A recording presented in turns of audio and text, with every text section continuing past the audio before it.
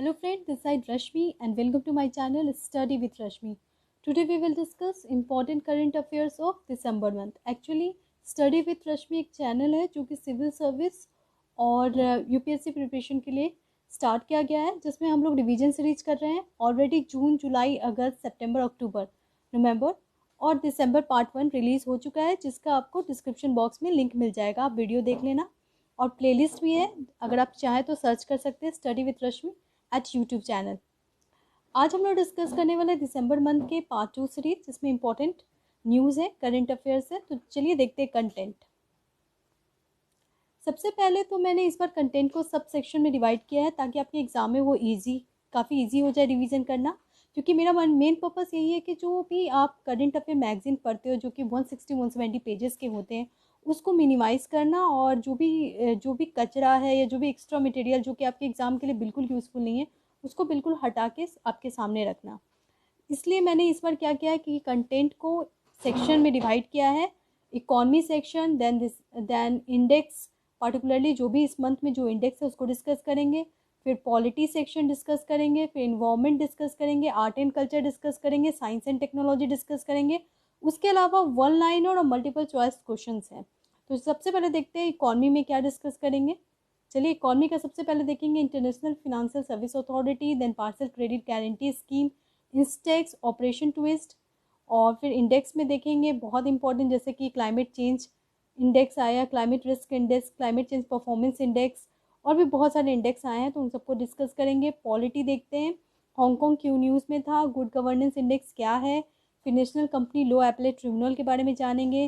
फिर इन्वायरमेंट में डिस्कस करेंगे European Union green deal, COP25, art and culture में सिखिज्म को अच्छे से समझेंगे। उसके अलावा साइंस एंड टेक्नोलॉजी में रिसेट के अलावा भी बहुत सारे न्यूज़ हैं वन लाइनर के फॉर्म में, और बहुत सारे क्वेश्चन हैं मल्टीपल चॉइस क्वेश्चन के फॉर्म में, क्योंकि एग्जाम पास आ रहा है तो प्रैक्टिस तो होनी चाहिए। चलिए देखते हैं multiple choice question. When was RTE act came into force. RTE मतलब राइट टू एजुकेशन एक्ट कब फोर्स में आया था। क्वेश्चन आते हैं कि कब एक्ट पास हुआ था और कब फोर्स में आया था। तो अभी हम लोग देखते हैं कि कब आरटीई एक्ट फोर्स में आया था। अप्रैल 1, 2009, जुलाई 1, 2009, अप्रैल 1, 2010, जुलाई 1, 2010। कब आया था पूछिए। क्वेश्चन नंबर 2 भी देख लेते हैं। Who release the good governance index. Good governance index कौन रिलीज किया है। Ministry of rural development, NITI Aayog, ministry of social justice and empowerment, ministry of personnel public grievances and pension. I hope you get the answer of both questions. Answer number 1 का answer है सी। अप्रैल 1, 2010 को RTE act force में आया था। और who release the good governance index, तो उसका answer है D, ministry of personnel public grievances and pension release the good governance index. Good governance index 25 दिसंबर को बनाया जाता है गुड गवर्नेंस डे के रूप में। उसी दिन अटल बिहारी वाजपेयी का बर्थडे है, इसलिए उस दिन को हम लोग सेलिब्रेट करते हैं। 25 दिसंबर 2019 को गुड गवर्नेंस डे की तरह सेलिब्रेट करते हैं। इस बार गुड गवर्नेंस इंडेक्स निकाला गया था, इसमें 10 पैरामीटर है। पैरामीटर कौन कौन से हैं। Agriculture, allied sector, environment, citizen centric governance, public health, public infrastructure utilities, commerce and industries, human resource development, judicial and public security, social welfare development, economic governance. इन सारे पैरामीटर में रैंकिंग दी गई है और देखते हैं कि कौन सा स्टेट क्या आया है। ठीक है, तो गुड गवर्नेंस में सबसे टॉप जो स्टेट आया है वो केरला नहीं आया है। कौन आया है, तमिलनाडु आया है, तो ये ध्यान में रखिएगा। Top performer among the big state is Tamil Nadu, और उसके बाद महाराष्ट्र है, और बॉटम कौन है गुड गवर्नेंस इंडेक्स में, तो बॉटम उड़ीसा है। ठीक है, मल्टीपल चॉइस क्वेश्चंस आगे बढ़ते हैं। अगर आपको इसका पीपीटी चाहिए तो आप टेलीग्राम ग्रुप को ज्वाइन कर ले, तो आपको पीपीटी मिल जाएगा। Which of the following statement is correct. Statement number 1, national company law appellate tribunal was constituted under 410 of companies act of 2013। Second, it here appeals against the order of National Law Appellate Tribunal against the order of insolvency and bankruptcy code 2016 only। तो पहला statement कर रहा है कि national company law appellate बना था companies act of 2013। दूसरा statement कर रहा है कि वो केसेस सुनता है नेशनल लॉ एपेलेट ट्रिब्यूनल का, इंसॉल्वेंसी एंड बैंक्रप्सी कोड 2016 का। तो कौन सा आंसर होगा? The answer is one only, क्योंकि national company law appellate tribunal actually companies act of 2013 के अंतर्गत ही बनाया गया था। और स्टेटमेंट नंबर 2 यहाँ पे गलत है। आप पूछोगे क्यों गलत है? इसलिए गलत है क्योंकि ये जो एपेलेट ट्रिब्यूनल बनाया जाता है वो सिर्फ नेशनल लॉ एपेलेट ट्रिब्यूनल के केसेस को नहीं सुनने के लिए बनाया गया है। ये जो है वो नेशनल लॉ ट्रिब्यूनल के केसेस को सुनता है, इंसॉल्वेंसी बैंक्रप्सी कोर्ट के केसेस को सुनता है, और उसके अलावा भी वो केसेस को सुनता है। जैसे कि यहाँ पे बताया गया है नेशनल कंपनी लॉ ट्रिब्यूनल को सुनता है, उसके अलावा वो इंसॉल्वेंसी एंड बैंक्रप्सी कोर्ट के केसेस को सुनता है, उसके अलावा वो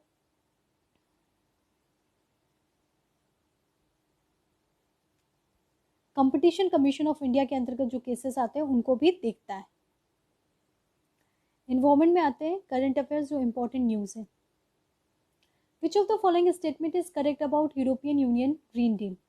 ग्रीन डील काफ़ी न्यूज़ में था, तो देखते हैं।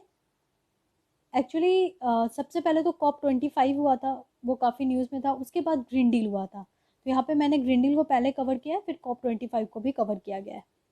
Which of the following statement is correct about European Union Green Deal? 1. It has set a legally binding target of all member states to become carbon neutral by 2050. Second, it is funded by UNEP, World Bank and European Central Bank.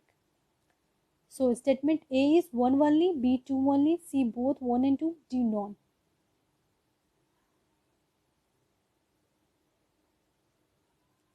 The answer is 1 only. It has been set a legally binding target. हाँ बिल्कुल, European green deal काफ़ी news में था। Question ये भी आ सकता है कि ग्रीन डील काफ़ी न्यूज़ में, वो किस ऑर्गेनाइजेशन से डील करता है? तो आपको याद रखना होगा यूरोपियन यूनियन से वो डील करता है।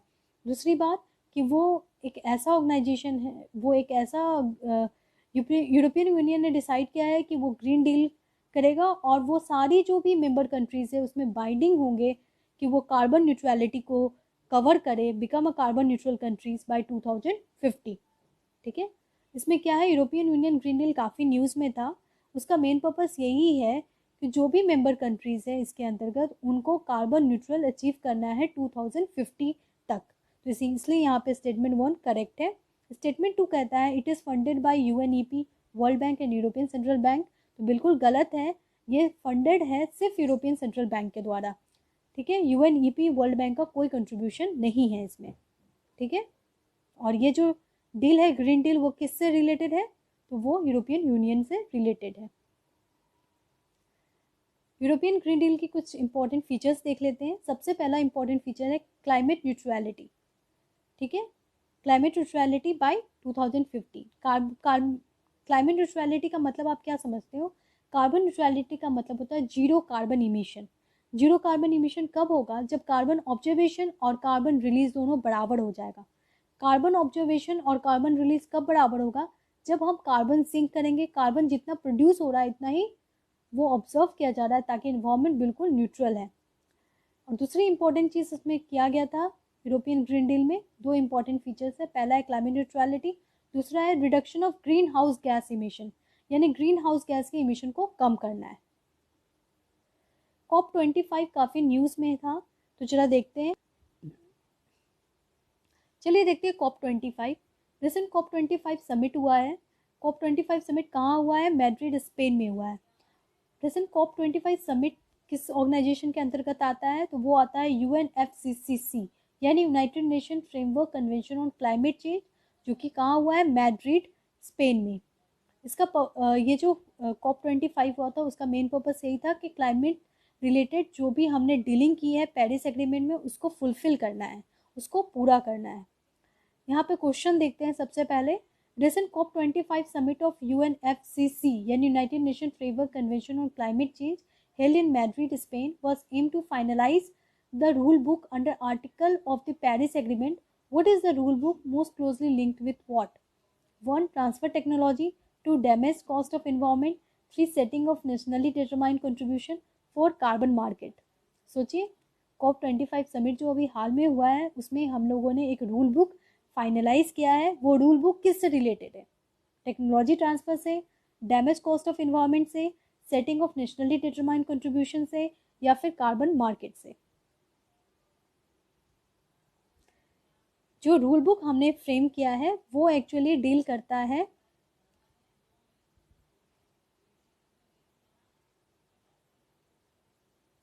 कार्बन मार्केट से, ठीक है। तो रिसेंट COP25 समिट जो हुआ है मैड्रिड स्पेन में, उसमें हमने एक रूल बुक फाइनलाइज किया था, वो रूल बुक डील करता है कार्बन मार्केट से।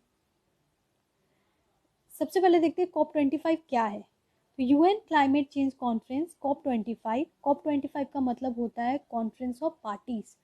ये एक पार्टीज होते हैं, ग्रुप होते हैं जो मिलते हैं, और ये एक इन्वायरमेंट रिलेटेड ग्रुप है। क्लाइमेट चेंज कॉन्फ्रेंस हुआ था, ठीक है।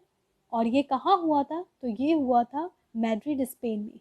सबसे पहले तो डिसाइड किया गया था चील में, लेकिन चील में क्योंकि बहुत ज़्यादा हंगामा हो रहा था, वहाँ के पब्लिक रिवोल्ट कर रहे थे, वहाँ पे रेवोल्यूशन चल रहा था, तो इसको प्लेस चेंज करके मैड्रिड स्पेन में ऑर्गेनाइज किया गया, ठीक है। तो under the presidency of the government of Chile and will be held logistical support from the government of Spain. यानी कि स्पेन और चील दोनों ही मिलकर COP25 ऑर्गेनाइज किया, और लेकिन हुआ कहाँ है, मैड्रिड स्पेन में। मैड्रिड स्पेन में COP25 मीट हुआ है। COP25 जो है वो भी हाल में हुआ है। ये एक United nation climate change performance conference था, जो कि अभी कहाँ हुआ है, मैड्रिड स्पेन में हुआ है। इसको दोनों ही कंट्री चीले और स्पेन ने ऑर्गेनाइज किया है, ठीक है। दोनों मिलकर इसको ऑर्गेनाइज किए हैं। ये कब तक चला है, 2 दिसंबर से लेकर 13 दिसंबर तक चला। काफ़ी होप था इस मीट से, लेकिन एक्चुअल में कोई फाइनल नहीं हो पाया। इसका की ऑब्जेक्टिव क्या है, इसका की ऑब्जेक्टिव यही है कि जो पेरिस एग्रीमेंट में हम लोगों ने जो भी टारगेट सेट किए थे उसको कितना अचीव हुआ उसको देखना, और उसके आगे काम करना, यानी कि पेरिस एग्रीमेंट को ही इम्प्लीमेंट करना, ठीक है। पेरिस एग्रीमेंट को COP24 कहते हैं। ये पोलैंड में हुआ था, और ये जो COP25 है बिहार में हुआ है, मैड्रिड स्पेन में हुआ है। इसका की ऑब्जेक्टिव क्या है, पहला, global average temperature will be 2 degree से, यानी 2 डिग्री सेल्सियस होगा। दूसरा, reduce greenhouse gas emission को कम करना है। तीसरा, $100 billion a year in climate related financing by 2020। चौथा, reducing greenhouse gas emission by 2025 to 2030, ठीक है। और इसका आउटकम क्या आया, इसका एक्चुअली कोई मेजर रिजल्ट नहीं हुआ है, ठीक है। तो आपने देखा कि COP25 ने का मेन पर्पस यही था, एग्रीमेंट, पेरिस एग्रीमेंट में जो भी डील हुए, जो भी टारगेट हुए, उसी पे बात करना, लेकिन उसका कोई फाइनल रिजल्ट नहीं आया। अब क्वेश्चन आता है कि क्यों नहीं आया, तो जिस तरह से घर में होता है बड़े भाई और छोटे भाई के बीच में लड़ाई, और इसी तरह से डेवलप्ड और डेवलपिंग कंट्रीज के बीच में यहाँ पे लड़ाई हो गया। डेवलपिंग कंट्रीज को बोला गया कि आपको कार्बन इमिशन कम करना है, तो डेवलपिंग कंट्रीज ने क्या कहा कि हमने तो कार्बन फैलाया ही नहीं है, ये तो डेवलप कंट्रीज ने किया है, तो डेवलप कंट्रीज को पहले आगे आना चाहिए, ठीक है। तो आउटकम ऑफ COP25 क्या आया कि कोई भी मेजर रिजल्ट नहीं आ पाया। Recently COP25 meet, India has reduce carbon emission by 21% to achieve the goal of 35% and install 83 gigawatt out of 175 gigawatt target. तो ये जो COP25 मीट हुआ, इसमें जैसा मैंने बताया कि जो भी हमने पेरिस डील किया था, जो भी एग्रीमेंट किया था, उसी पे यहाँ पे इम्प्लीमेंटेशन की बात चली। तो ऐसे में इंडिया आगे आया और इंडिया ने बताया कि हम लोगों ने कार्बन इमिशन कम किया है। हमारा टारगेट तो था 35% का, लेकिन हमने 21% कार्बन इमिशन कम किया है। दूसरी बात कि हमारा टारगेट है 175 गीगावाट रिन्यूएबल एनर्जी सोर्स पर निर्भर होने का, तो हम लोगों ने उसमें भी अचीव किया है। We have installed 83 gigawatt out of 175 gigawatt target, ठीक है। और India committed to increase the target of, और इंडिया ने क्या किया, अपना टारगेट बढ़ा दिया है, ठीक है। हमारा टारगेट 175 गीगावाट था, सोलर एनर्जी रिलीज करना है 100, और रिन्यूएबल एनर्जी टोटल होना चाहिए 175। तो अब हम लोगों ने अपने टारगेट को बढ़ा दिया है, और अब हमारा टारगेट क्या हो गया है, यही क्वेश्चन है आपके सामने, ठीक है।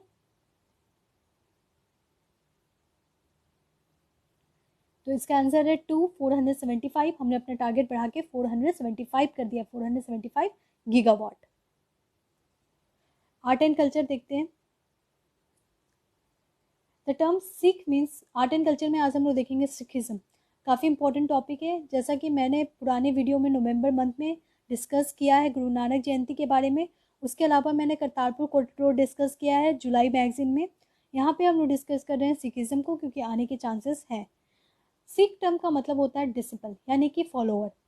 ठीक है, सिखिज़्म के फाउंडर कौन है वो हम सभी जानते हैं, गुरु नानक देव। ठीक है, और गुरु नानक देव के बारे में पूरा इन्फॉर्मेशन आपको नवंबर मंथ में मिल जाएगा। उनका बर्थ हुआ था 1469 में। 1469 टू 1539 तक गुरु नानक जी हमारे साथ थे। उनकी टीचिंग जो है वो गुरु ग्रंथ साहिब में लिखा हुआ है। चलिए आगे बढ़ते हैं और देखते हैं सिखिज़्म। द टर्म सिख का मतलब होता है डिसिपल, डिसिपल यानी कि फॉलोअर। सिखिज़्म के फाउंडर है गुरु नानक, जिनका टर्म पीरियड है 1469 टू 1539। उनकी टीचिंग किस में दी हुई है? सारी टीचिंग गुरु ग्रंथ साहिब में दिया हुआ है। गुरु ग्रंथ साहिब किताब है जिसमें उनकी टीचिंग्स के बारे में लिखा हुआ है। वो क्या बिलीव करते हैं? वो बिलीव करते हैं इंक ओंकार। इंक ओंकार यानी कि वन गॉड। ठीक है, और यहाँ पे वो सिंबल बना हुआ है जो वो बिलीव करते हैं, इंक ओंकार। सिखिज़्म के बारे में सबसे पहले जानते हैं। सिखिज़्म बिलीव करता है निर्गुण भक्ति पे। निर्गुण भक्ति यानी कि भगवान का कोई रूप नहीं होता, कोई आकार नहीं होता, और भगवान को पाने के लिए आपको किसी आइडियल की पूजा करना यानी किसी मूर्ति की पूजा करने की आवश्यकता नहीं है। ठीक है, तो वो बिलीव करते हैं कि भगवान से जुड़ने के लिए आपको उनकी आराधना करनी होगी, मेडिटेशन करनी होगी, तभी हम भगवान को से जुड़ सकते हैं। सेकेंड इंपॉर्टेंट पॉइंट जो सिखिज़्म है, एंडलेस साइकिल ऑफ बर्थ, यानी कि बर्थ का एंडलेस साइकिल है, कोई कनेक्शन नहीं है।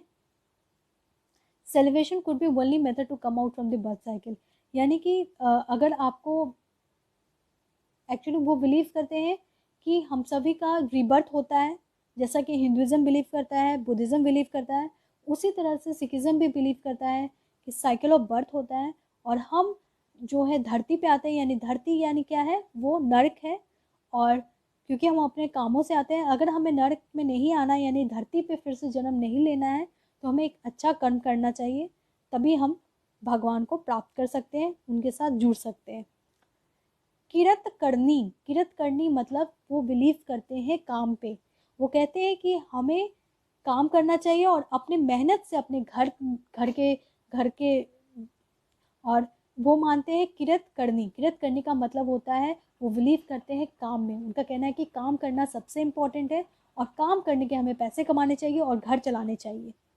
उसके बाद वो मानते हैं वांत जपानो। वांत जपानो मतलब कि काम तो करना चाहिए और हमें दान भी देना चाहिए, हमें खाना बांटना चाहिए। जैसे लंगर होता है, कम्युनिटी किचन, जहाँ पे वो क्या करते हैं कि जो भी किसी भी धर्म के लोग आते हैं उनको खाना प्रोवाइड करते हैं, तो वो यही मानते हैं वांत जपानो, यानी फ्री फूड। ये सब जो है वो आपको नितिन सिंघानिया की भी बुक में नहीं मिलेगा, ये मैंने काफ़ी सर्च करके आपके लिए लाई हूँ। सिखिज्म के कुछ इंपॉर्टेंट पॉइंट है जो जरूर ध्यान में रखिएगा। निर्गुण भक्ति, believe in endless cycle of birth, कीर्तन करानी एंड वान जपानु। सिखिज्म में 10 गुरु हैं। 10 गुरु को देख लेते हैं कौन कौन से गुरु हैं और कौन कौन से इंपॉर्टेंट गुरु हैं। सबसे पहले गुरु नानक देव, दूसरे हैं गुरु अंगद। ठीक है, गुरु अंगद जो थे उनको गुरु नानक देव ने ही सिलेक्ट किया था। उसके बाद आते हैं गुरु अमरदास, फिर आते हैं गुरु रामदास। वो काफ़ी इंपॉर्टेंट है क्योंकि गुरु रामदास का अकबर के साथ काफ़ी अच्छा डिस्कशन रहा, और अकबर ने उनको गिफ्ट किया जागीर, तो उन्होंने मना कर दिया। उनका कहना था कि हमारे धर्म में लिखा हुआ है, हम लोग जो मानते हैं वो काम को बहुत इंपॉर्टेंस देते हैं, तो हम चैरिटी नहीं लेंगे। उसके बाद आते हैं गुरु अर्जन देव। गुरु अर्जन देव का मुगल एम्पायर जहांगीर के साथ काफ़ी झगड़ा चलता था, और जहांगीर ने इनको मरवा दिया था। तो आ सकता है क्वेश्चन कि किस गुरु के साथ मुगल रूलर जहांगीर का नहीं बना था, तो वो याद रखिएगा गुरु अर्जन देव। गुरु हरु गोबिंद, ये जो गुरु हैं ये गुरु 6th गुरु हैं, और इन्होंने ही ये जो आप देखते होंगे ये जो आप देखते होंगे सिंबल सिखिज्म का, ये सिंबल रिप्रेजेंट इन्होंने ही किया था कि सिख धर्म का ये सिंबल होगा जिसमें तलवार को दिखाया गया है, गुरु हरो गोबिंद। उसके बाद आगे बढ़ते हैं, गुरु हर राय जी, ये गुरु 7वें गुरु थे। गुरु हर कृष्ण जी गुरु 8वें गुरु हैं।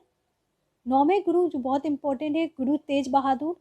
ये इंपॉर्टेंट इसलिए थे क्योंकि इनका नहीं बनता था औरंगजेब के साथ, और औरंगजेब ने इनको मरवा दिया था। जो 10th गुरु हैं वो है गुरु गोबिंद सिंह, जो काफ़ी इंपॉर्टेंट है। इन्होंने एक्चुअली इंट्रोड्यूस किया था खालसा सिस्टम। खालसा सिस्टम का मतलब था कि अगर आपको अपने धर्म को बचाना है तो आपको अपना एक मिलिट्री आर्मी तैयार करना पड़ेगा। और वो जो मिलिट्री आर्मी वो तैयार किए थे, जो भी उनके साथ थे, वो कोई भी धर्म के नहीं थे, वो धर्म को नहीं मानते थे। कास्टिज्म को कभी भी सिखिज्म नहीं माना है, ठीक है। सभी धर्म को बराबर स्थान मिला है सिखिज्म में। और यहाँ पे खालसा एक नाम दिया जाता है, और ऐसा माना जाता है कि जो भी सिख धर्म में आप देखते हो कि एक टर्बन पहना जाता है सिख धर्म में, वो काफ़ी इंपॉर्टेंट सिंबल है, इनसे ही इंट्रोड्यूस्ड हुआ था। उसके अलावा 5K की बात करता है सिखिज्म। कौन कौन सा? कृपान, कड़ा, केश, कंघा यानी कॉम्ब, देन कचेरा यानी कि अंडरवियर। ये 5 सिखिज्म को डिफाइन करता है और ये इंपॉर्टेंट है सिख धर्म में। उसके अलावा देखते हैं सिखिज्म के रिचुअल्स क्या है। तो सिखिज्म में 4 इंपॉर्टेंट रिचुअल है। पहला तो बर्थ नेमिंग, यानी जैसे बच्चा जन्म लेता है उसके बर्थ नेमिंग रिचुअल्स मनाते हैं। उसके बाद मनाते हैं वो लोग आनंद करज, आनंद करज यानी मैरिज। उसके बाद वो मनाते हैं अमृत संस्कार, यानी कि खालसा को ज्वाइन करना। और लास्ट में फनरल, यानी कि जो मरने के बाद उनका जो अंतिम संस्कार होता है, ठीक है, उनको वो मानते हैं। उसके अलावा सिखिज्म में 5 तख्त हैं। 5 तख्त कौन कौन से हैं वो देखते हैं। अकल तख्त साहिब अमृतसर गोल्डन टेम्पल में, देन तख्त श्री केशरगढ़ साहिब आनंदपुर साहिब पंजाब में है। ये तख्त यानी 5 इंपॉर्टेंट प्लेस, धार्मिक प्लेस है उनका। पहला है अकल तख्त साहिब अमृतसर गोल्डन टेम्पल, दूसरा है तख्त श्री केशर साहिब आनंदपुर साहिब पंजाब में, तीसरा है तख्त श्री दमदमा साहिब जो कि है भटिंडा पंजाब में, चौथा है तख्त श्री पटना साहिब जो कि है पटना बिहार में, पांचवा है तख्त श्री हजूर साहिब जो कि महाराष्ट्र में, ठीक है। ये जो बनाया गया है सिखिज्म पे the Hindu art and culture Nitin Singhania book के हेल्प से बनाया गया है, ठीक है। साइंस एंड टेक्नोलॉजी देखते हैं, करंट अफेयर्स। सबसे पहले तो इसमें डिस्कस करेंगे रिसेट के बारे में। रिसेट क्या है? रिसेट इंडिया का सबसे पहला इंडिजिनियस रेडार सैटेलाइट है। रेडार सैटेलाइट जो है वो अर्थ ऑब्जर्वेशन सैटेलाइट है। जो अर्थ ऑब्जर्वेशन सैटेलाइट होते हैं वो बिल्कुल इंडिया के पास रखे जाते हैं ताकि वो इंडिया और उसके जो नेबरिंग कंट्रीज है उसको ऑब्जर्व कर सके, ठीक है। इस सैटेलाइट का बहुत ज़्यादा इम्पोर्टेंस है। क्यों? क्योंकि इसको माना जाता है आई, और ये बहुत ही अच्छे पिक्चर्स लाते हैं और हम लोग को काफ़ी जानकारी देते हैं, ठीक है। India has recently launched radar satellite to provide weather surveillance and observation which will benefit to, ये मेनली किस सेक्टर के लिए लाया गया रडार सैटेलाइट? तो ये लाया गया है एयरफोर्स के लिए। इसको किसने डेवलप किया है? इसको इसरो ने डेवलप किया है, इंडिजिनियसली डेवलप्ड है। इसरो का एक कमर्शियल विंग है न्यू स्पेस इंडिया जिसने इसे डेवलप किया है। फर्स्ट वीमेन पायलट इन नेवी कौन है? शिवांगी स्वरूप, ये बिहार से है। इनको फर्स्ट वीमेन पायलट नेवी में सेलेक्ट किया गया है। ऑक्सीजन पार्लर बनाया जा रहा है, कहाँ बनाया जा रहा है? नासिक रेलवे स्टेशन में। Largest single space walk bye 2 women of NASA, काफ़ी न्यूज़ में था। पहली है जेसिका मेयर और दूसरे हैं क्रिस्टीना कोच, जिसका यहाँ पे पिक्चर दिया हुआ है। उन्होंने नासा में स्पेस वॉक किया था, सबसे ज़्यादा 221 स्पेस वॉक किया है, ठीक है। ऑपरेशन क्लीन आर्ट काफ़ी न्यूज़ में था। ये किससे रिलेटेड है? मैंग्यू से, उसके प्रोटेक्शन के लिए ये चलाया गया है, ठीक है, operation clean art. Okay, thank you, stay safe and please subscribe my channel and like my channel. Thank you.